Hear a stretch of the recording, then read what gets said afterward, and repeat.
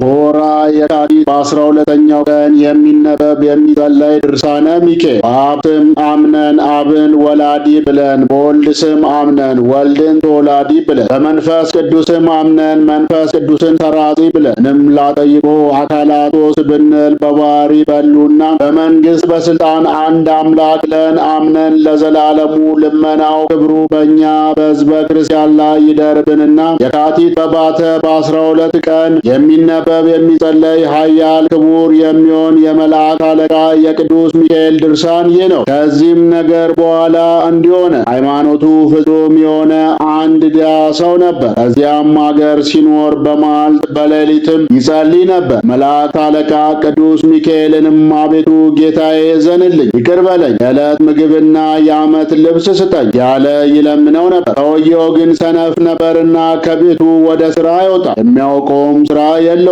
ምንም አይሰራም፣ አንዲት ሰዓትስ እንኳን መስራት አይችልም፣ ንግድም አያውቅም ነበር። ከዚህም በኋላ የመልአክ አለቃ ቅዱስ ሚካኤል መጣና በሕልም ታይቶት ተነጋገረው። አንተ ሰነፍ ሰው፣ የእርሻ ሥራ ወይም ንግድ የማታውቅ እንደምን ነው? በመዓልትም በሌሊትም ይቅር በለኝ እዘንልኝ እያልክ የምትለምነኝ ወይን ወይም ስንዴ ወዴት አለ? ደክመህ የሠራው ሥራስ ወዴት ነው? ባርክልህ ዘንድ አለ። አንተ ሰነፍ ሰው ሆይ የምትሸጠው የምትለውጠው ገንዘብም ቢሆን የለምንም? ጌታዬ ሚካኤል እዘንልኝ ራራልኝ እንደምን ትላለህ? ባርክልህ ዘንድ የምባርክልህ ሥራ ወዴት አለ? የዓለም ሁሉ አባት የሚሆን አዳምን በዲያብሎስ ተንኮል የፈጣሪውን ትእዛዝ ባፈረሰ ጊዜ አንተ ከእርሷ የተፈጠርክባት ይህ ምድር ናት። እርሷም ተመልሰ ትገባል። ወጥተህ ወርደ እንጀራንም በግንባር ወዝ ብላ።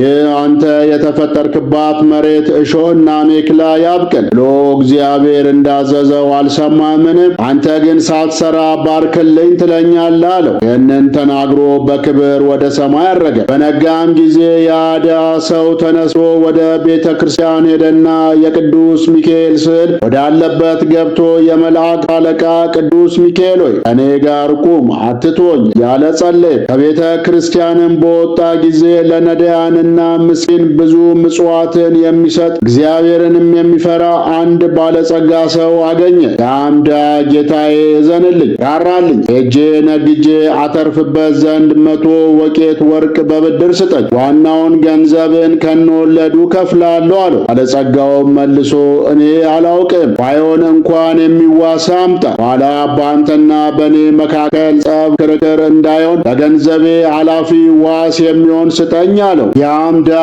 ሰውዬ ባለጸጋውን ገንዘብ የሌለኝ ከመሆኑ የተነሳ የሚዋሰኝ አላገኝም፣ ፍጹም ድሃ ነኝና፣ ይልቁንስ ተነስ፣ አንተና እኔ ሁለታችንም የመልአክ አለቃ የሚሆን ወደ ቅዱስ ሚካኤል ቤተ ክርስቲያን እንሂድና ጌታዬ እሱ ይዋሰኛል አለው። ባለጸጋው የመላእክት አለቃ በሚሆን በቅዱስ ሚካኤል ካመንክበትስ እኔም አምንበታለሁና እሺ ተነስ እንሂድ አለው። ከዚህም በኋላ ሁለቱም ወደ ቤተ ክርስቲያን ሄደው ከሚካኤል ስዕል ፊት አንድነት ቆሙ። ያም ድሃ ጌታዬ የመላእክት ሁሉ አለቃቸው የምትሆን ቅዱስ ሚካኤል ሆይ ገንዘቡን እስከፍለው ድረስ ስለዚህ ባለጸጋ ተዋሰኝ አላመነኝምና አለው። ዛሬ ጀምሮ እስከ ሰኔ 12 ቀን ድረስ ወርቁን ለባለ ገንዘቡ መልስለታለሁ ብሎ ጸለየ።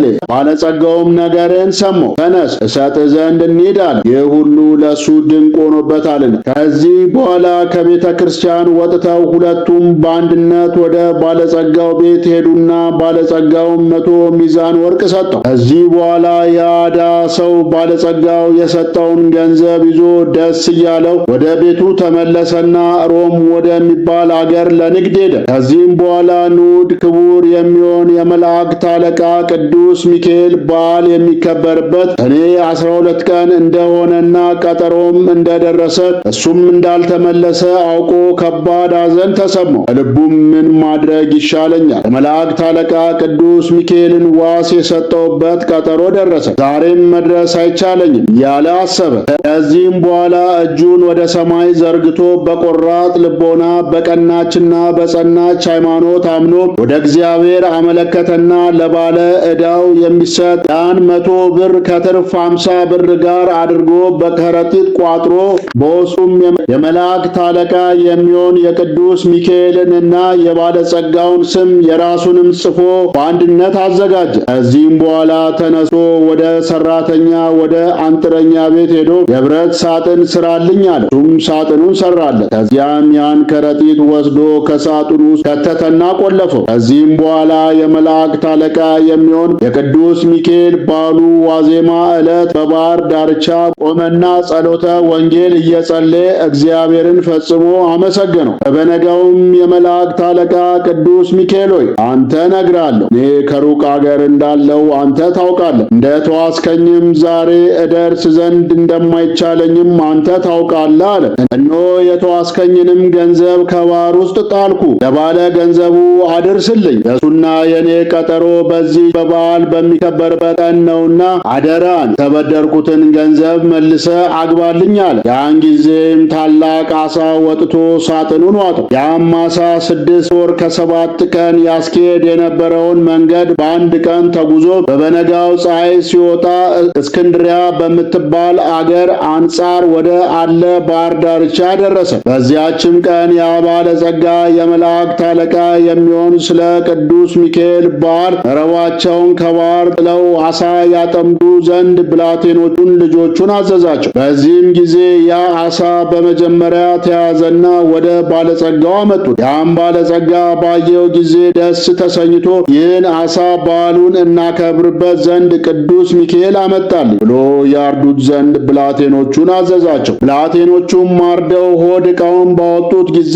በአሳው ሆድ ውስጥ ያንን ሳጥን አገኙ። ያም ባለጸጋ ግምጃ ቤቱን ጠርቶ በአገራችን የሆነውን ነገር ሰምተን እስክናውቅና በባህር ውስጥ የሆነውን ሁሉ እስክንረዳ ድረስ ይህን ሳጥን አስቀምጥ አለው። ከጥቂት ቀን በኋላም ያ ድሃ ሰው እስክንድሪያ ወደምትባል አገር ተመልሶ በገባ ጊዜ ባለ ሀብቱን አገኘው። ባለ ገንዘቡም አምኜ ገንዘቤን ብሰጥ ስለምን እንደዚህ አደረግ? በቀጠሮስ ቀን ያልሰጠኝና ያልከፈልከኝ ስለምንድን ነው አለው። ያውም እኔ ስለተዋሰኝ ሰጥቼዋለሁ አለው። ባለጸጋውም ለዋስ ትሰጠው ዘንድ ወዴት አገኘው አለው። ያውም ከሩቅ አገር ሳለው የተቃጠርንበት ቀን በደረሰ ጊዜ እኔ ወደ አንተ ለመድረስ ባይቻለኝ የመላእክት አለቃ የቅዱስ ሚካኤል በዓል በሚከበርበት ቀን ያን 100 ብር ነግጄ ካተረፍኩልህ ትርፍ ከ50 ብር ጋር የመላእክት አለቃ የሚሆን የቅዱስ ሚካኤልን ስም ያንተንም ስም የኔንም ስም ጽፌ በጠዋት ከባህር ዳርቻ ሄጄ 100 ብር ከነ ትርፉ በከረጢት ቋጥሬ በሳጥን ቆልፌ የመላእክት አለቃ የሚሆን የቅዱስ ሚካኤል የበዓሉ ዋዜማ ዕለት የመላእክት አለቃ ቅዱስ ሚካኤል ሆይ እንደ ተዋስከኝ አንተ ታውቃለህ። እነሆ እንግዲህ አንተ ለባለ ገንዘቡ ስጠው ብዬ ከባህር ጣልኩት አለው። ያም ድሃ ለባለጸጋው በነገረው ጊዜ እየተደነቀ በአሳው ሆድ ውስጥ የተገኘውን ሳጥን አሰበና ግምጃ ቤቱን ጠርቶ የመላእክት አለቃ በሚሆን በቅዱስ ሚካኤል በዓል ቀን በአሳው ሆድ ውስጥ የተገኘው ያን ሳጥን አምጣ ብሎ አዘዘው። እርሱም ፈጥኖ ካመጣለት በኋላ በእጁ ይዞ ሳጥኔ ነው የምትለው ይህ ነውን ቢለው ድሃውም አዎን ይህ ነው ጌታዬ አለው። ያን ጊዜ ከፈተውና የመላእክት አለቃ የቅዱስ ሚካኤልን ስም የእርሱንም ስም የባለጸጋውንም ስም በውስጡ 100 ብርና ትርፉን 50 ብር አገኘ። ስለዚህም ነገር እግዚአብሔርን በፍጹም ምስጋና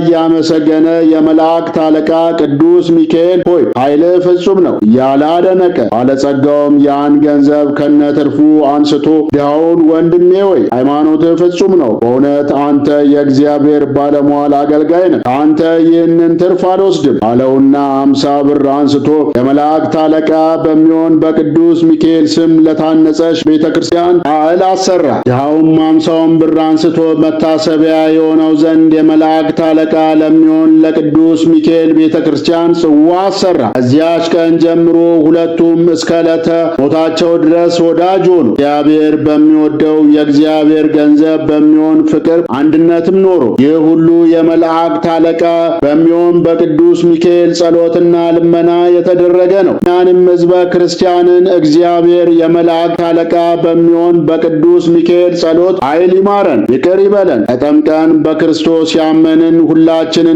ሕዝበ ክርስቲያን ለዘላለሙ ይጠብቀን አሜን። የሊቀ መላእክት የቅዱስ ሚካኤል ጸሎቱ በረከቱ በሁላችን በሕዝበ ክርስቲያን ላይ ይደርብን። አነሳስቶ ላስጀመረን አስጀምሮ ላስፈጸመን ለኃያሉ አምላክ ለልዑል እግዚአብሔር ክብር ምስጋና ይግባው። ወስብሐት ለእግዚአብሔር ወለወላዲቱ ወለወላዲቱ ድንግል ወለመስቀሉ ክቡር። ይቆየን።